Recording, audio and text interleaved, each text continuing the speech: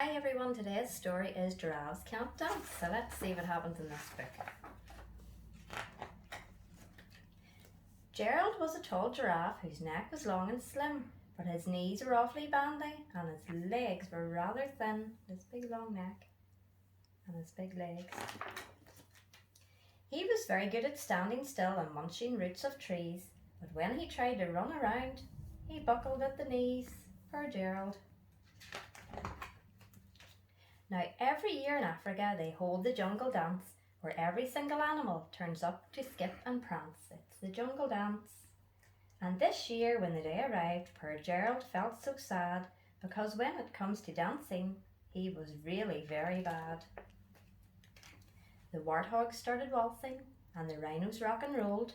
The lions danced a tango, which was elegant and bold.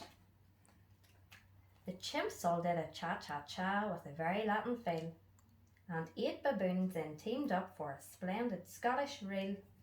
Get them spinning around. Gerald swallowed bravely as he walked across the floor, but the lions saw him coming and they soon began to roar. That wasn't very nice. "Hey, look at clumsy Gerald," the animals all laughed. "Giraffes can't dance, you silly fool. Oh, Gerald, don't be daft." Look at his poor face. Gerald simply froze up. He was rooted to the spot. "They're right," he thought. "I'm useless. Oh, I feel like such a clot."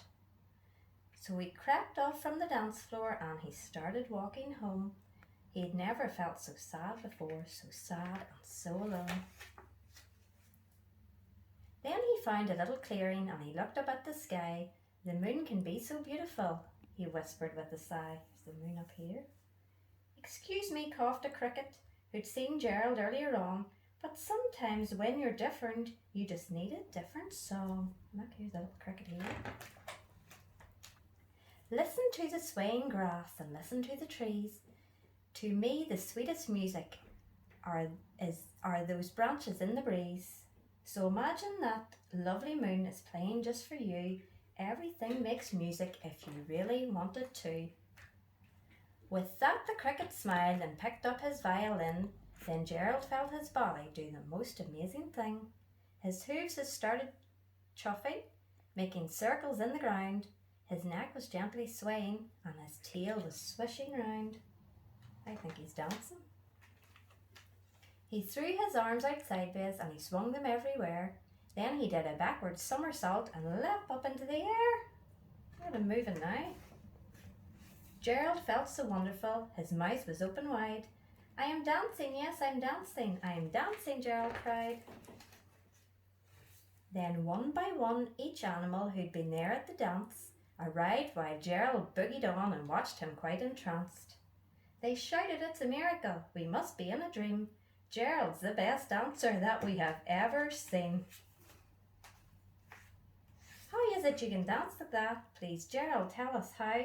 But Gerald simply twizzled round and finished with a bow.